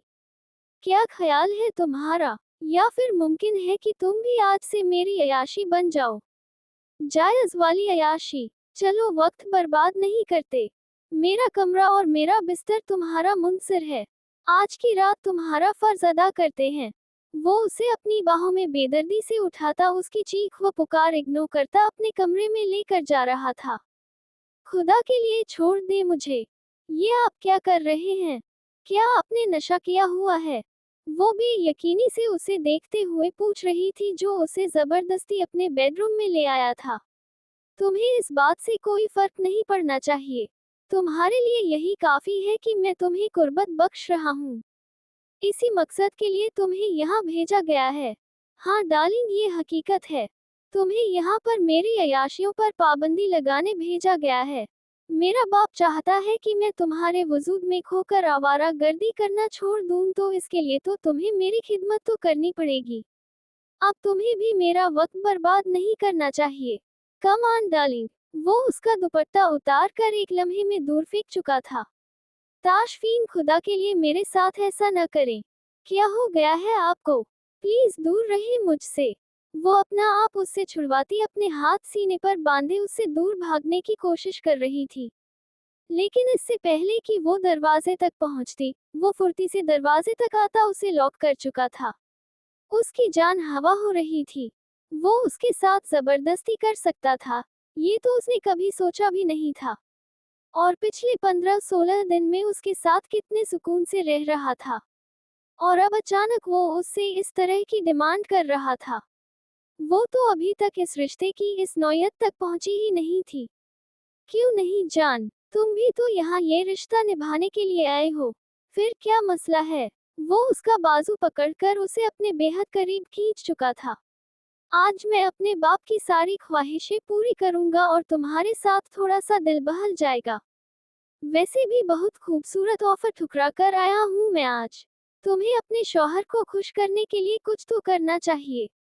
वैसे तुम बहुत बोरिंग किस्म की लड़की हो। अपने शौहर का दिल रिझाने का कोई हुनर नहीं है तुम में। इतने दिनों से मुझे जरा सी दिलचस्पी तुम में पैदा नहीं हुई। तुम मुझे इम्प्रेस करने में फेल हो गई हो। बहुत ही निकम्मी बीवी हो तुम, लेकिन मैं तुम्हारे दिल के अरमान दिल में तो नहीं रहने दे सकता ना। आज मैं तुम्हें तुम्हारे सारे हुकूक दूंगा। तुम्हारे साथ कोई नाइंसाफी नहीं होगी। वो उसके चेहरे को बेहद करीब करता अपनी गर्म सांसें उसके चेहरे पर छोड़ रहा था, जबकि वो अपना चेहरा झुलसता हुआ महसूस कर रही थी। प्लीज नहीं, खुदा के लिए ऐसा मत करें। मैं आपसे कभी कुछ नहीं मांगूंगी, लेकिन अरे अरे डार्लिंग, तुम तो ऐसे रो रही हो जैसे मैं तुम्हारे साथ कोई जबरदस्ती कर रहा हूँ। मैं तो हक रखता हूँ बेबी, तुम्हें छूने का, तुम्हारे साथ प्यार करने का। आज रात इस बिस्तर पर हम इस अनचाहे रिश्ते को मुकम्मल कर देते हैं। अनचाहा रिश्ता ही सही, लेकिन थोड़ी देर के लिए मैं भूल जाऊंगा कि तुम मेरी जबरदस्ती की बीवी हो या मेरे सर पर मुसल्लत की गई हो।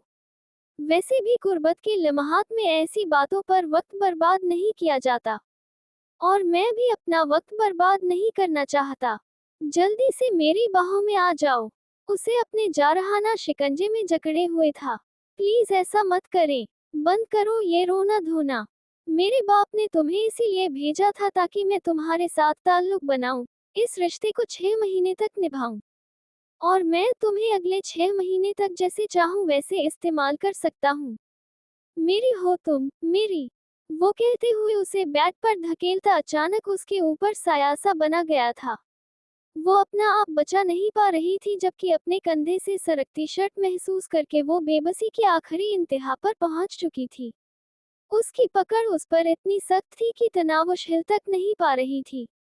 वो बिलक बिलक कर रो रही थी, जबकि उस पर तो शैतान हावी था और नशा सवार।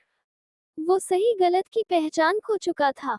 वो सिर्फ अपना गुस्सा और वहशत उसके वजूद में उतार देना चाहता था।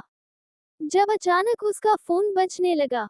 अचानक बजने वाले फोन ने उसे अपनी तरफ मुतवज्जह किया, जबकि तनावुश मौका देखते ही वहां से धक्का मारती कमरे से बाहर भाग गई थी। वो उसके पीछे जाना चाहता था, लेकिन उसका ध्यान इस वक्त रोज की कॉल पर था, जिसे गुस्से से काटते हुए वो कमरे से बाहर निकला था। उसका गुस्सा किसी तरह ठंडा नहीं हो रहा था। दरवाजा खोलो लड़की, मैं शौहर हूँ तुम्हारा। तुम मुझे मेरे हक लेने से रोक नहीं सकती। ये रोना धोना बंद करो। कोई छोटी बच्ची नहीं हो, बीवी हो तुम मेरी। और मेरे बाप ने तुम्हें यहाँ ये रिश्ता निभाने के लिए भेजा है, मुझसे भागने के लिए नहीं। आज तो मैं तुम्हें बता कर ही रहूंगा कि शौहर किसे कहते हैं। वो गुस्से से उसका दरवाजा पीट रहा था, जबकि वो दरवाजे के साथ सहमी सी बैठी मुसलसल रो रही थी। खोलती हो या तोड़ दूं? वो दहाड़ा था। तनावश मुंह पर हाथ रखे अपनी सिसकियां रोक रही थी। उसका लहजा लड़खड़ाया हुआ था। वो नशे में धुत था। उसे अपना भी होश नहीं था। वो पागलों की तरह उसके दरवाजे पर जोर जोर से हाथ पैर मार रहा था, जबकि वो तो बस अपने आंसुओं को पिए जा रही थी। उसके बदन पर दुपट्टा तक नहीं था, जबकि बाजू से सारी कमीज फटी हुई थी। अपनी हालत देखकर उसे फिर से खुद पर रोना आने लगा था। उसका शौहर उसकी इज्जत का दुश्मन बन गया था। वो शख्स जिस पर वो अपना सब कुछ लुटाने को तैयार थी, वो शख्स जिससे वो बचपन से मोहब्बत करती आई थी, आज वही उसकी इज्जत का दुश्मन बन गया था।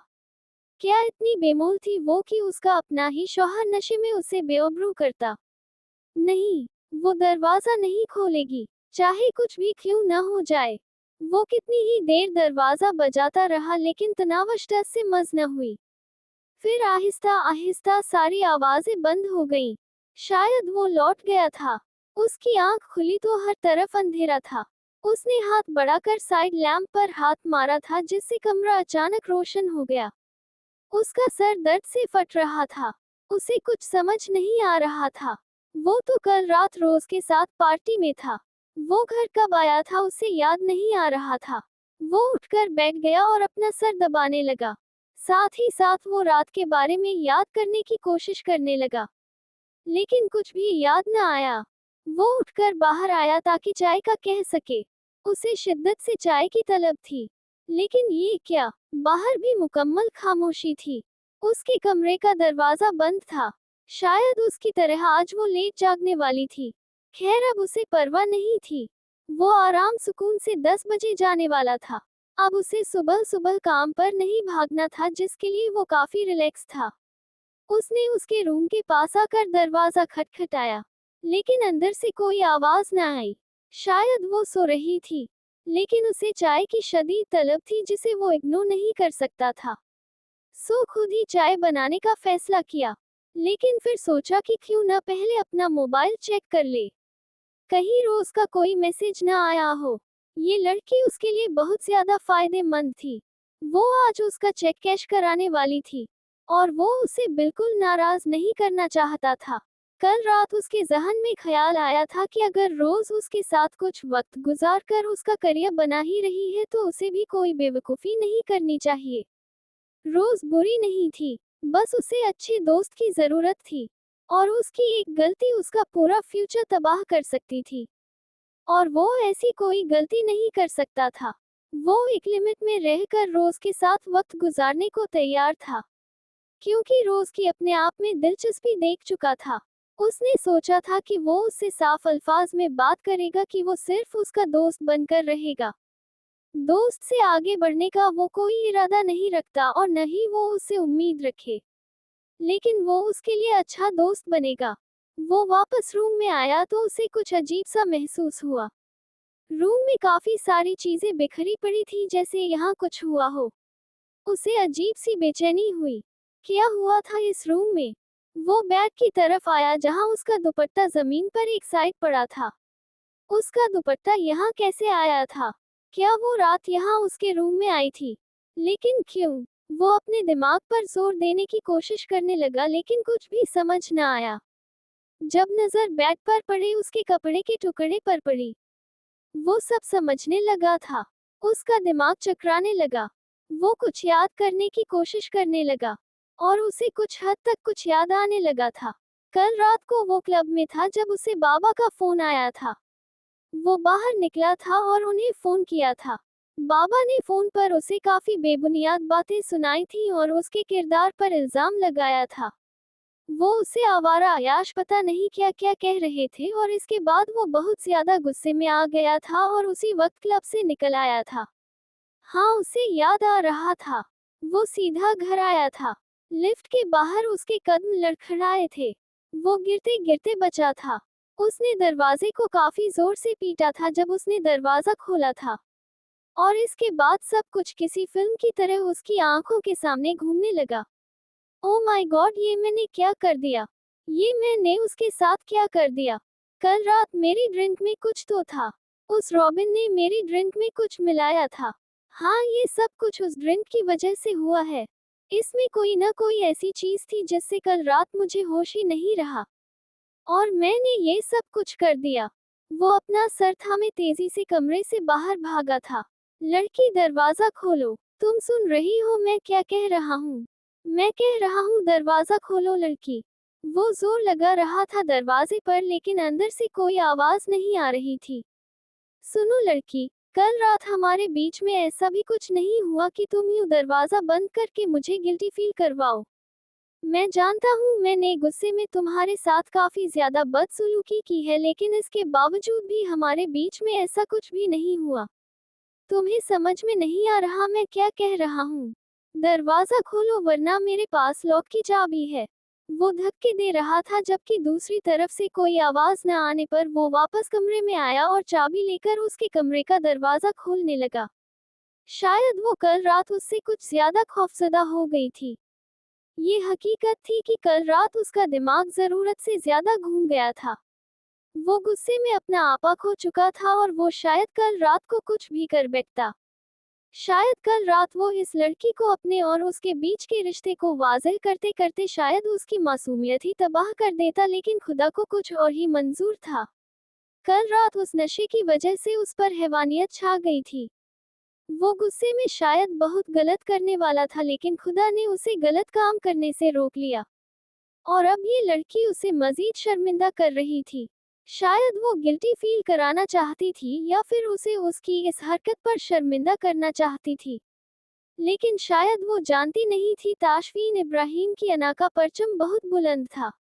वो उसके सामने झुकने वाला तो हरगिज नहीं था।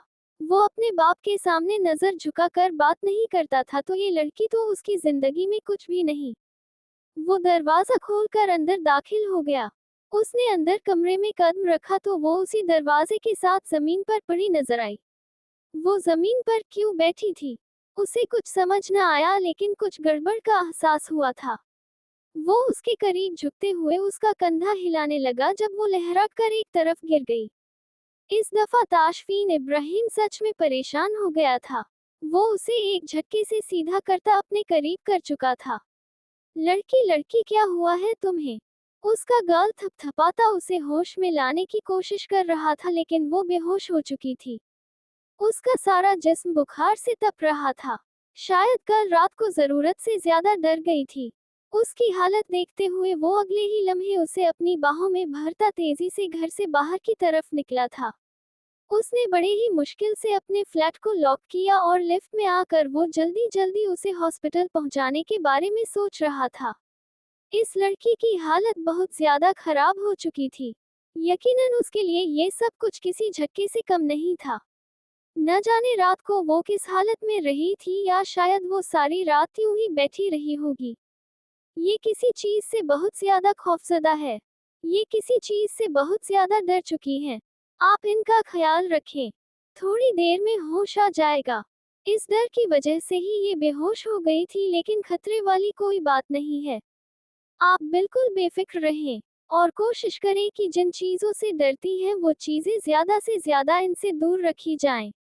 आजकल की लड़कियां तो जरा जरा सी बात पर खौफजदा हो जाती हैं। हो सकता है ये भी अचानक कुछ देखकर डर गई हो या घबरा गई हो। ये एक बहुत नॉर्मल सी सिचुएशन है, लेकिन ये बहुत ज्यादा डरपोक हैं। आप इन्हें ऐसी चीजों से दूर रखें जिससे ये खौफजदा हो। डॉक्टर उसे बताकर जा चुकी थी, जबकि वो वहीं उसके करीब बैठा उसे देख रहा था। कितनी मासूम थी वो, छोटी सी बच्ची थी, और उसने क्या कर दिया था उसके साथ। बाबा का गुस्सा आकर उस पर निकाला था, लेकिन बाबा ने भी तो कल रात हद कर दी थी, और ये लड़की बाबा के कहने पर यहाँ उसके साथ आ गई थी। अभी उसकी उम्र ही क्या थी? उसके जितनी लड़कियां तो हंसती खेलती नाचती गाती हैं, और ये बेचारी शादीशुदा जिंदगी निभाने के लिए आई थी। एक दिन भी अपने शौहर की कुर्बत को बर्दाश्त न कर सकी। उसे इस लड़की को वापस भेज देना चाहिए। वो बेकार में बाप बेटे की जंग में पिस रही थी। ये उसके हंसने खेलने के दिन थे।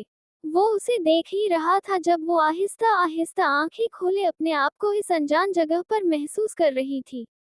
लेकिन जैसे ही नजर उस पर पड़ी वो खौफजदा निगाहों से उसे देखने लगी। मुझे घर जाकर घूर लेना, अभी चलो यहाँ से। वैसे ही हॉस्पिटल का बहुत बिल बन चुका है और तुम्हारे अब्बा हुजूर ये बिल हरगिज नहीं देने वाले, क्योंकि उनकी तरफ से वो तुम्हें यहाँ मेरे सर पर डाल चुके हैं और तुम मुसीबत बनकर मुझ पर नाजिल हो गई हो।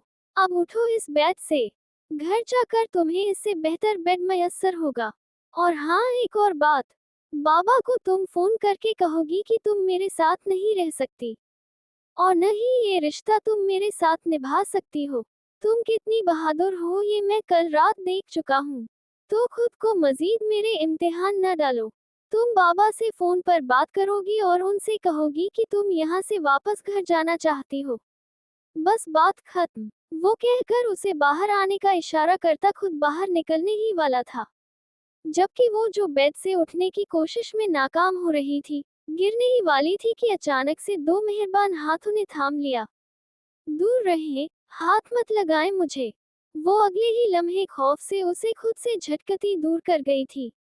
हाउ डेयर यू, तुम्हारी हिम्मत कैसे हुई मुझे धक्का दे रही हो? भूल गई हो क्या मेरे निकाह में हो तुम? तुम्हें छूने का हक रखता हूँ मैं। अगर चाहता तो कल रात ये हक पूरे हक से वसूल भी कर सकता था, लेकिन तुम्हारी हालत पर रहम आ गया मुझे। और ये मत सोचना कि मैं दोबारा ऐसा कुछ नहीं करूँगा। तुम मेरी बीवी हो, मैं जिस दिन चाहूँ तुम पर अपना हक जता सकता हूँ। इसलिए बेहतर होगा कि जल्द से जल्द खुद ही यहाँ से दफा हो जाओ। अगर आप मुझसे इतने तंग हैं तो आप खुद मुझे क्यों नहीं भेज देते? मैं ताया अब्बू से इस बारे में कोई बात नहीं कर सकती। उन्होंने मुझे बहुत उम्मीदें लगाकर यहाँ भेजा है। मैं उनकी उम्मीदें तोड़ नहीं सकती। उसने उसे देखते हुए आधी बात कही थी, जबकि बाकी अल्फाज को अपने दिल में दबा गई। क्योंकि अगर मैंने तुम्हें 6 महीने गुजरने से पहले खुद यहाँ से भेजा तो बाबा मुझे जायदाद नहीं देंगे। आए बात समझ में? इसीलिए तुम खुद यहाँ से जाओगी। वो दांत पीस कर बोला। मैं कहीं नहीं जाऊंगी, न आज न कल और न ही 6 महीने के बाद। आपने जो करना है कर लें। वो पता नहीं अपने आप में इतनी हिम्मत कहाँ से आई थी, लेकिन वो बोल गई थी और फिर छोटे छोटे कदम उठाते हॉस्पिटल के कमरे के दरवाजे से बाहर निकल गई। वो तो उसकी हिम्मत पर हैरान रह गया था। तो फिर ऐसे छोटे छोटे अटैक्स के लिए तैयार रहना तुम। वो बड़बड़ाते हुए उसके पीछे गया था।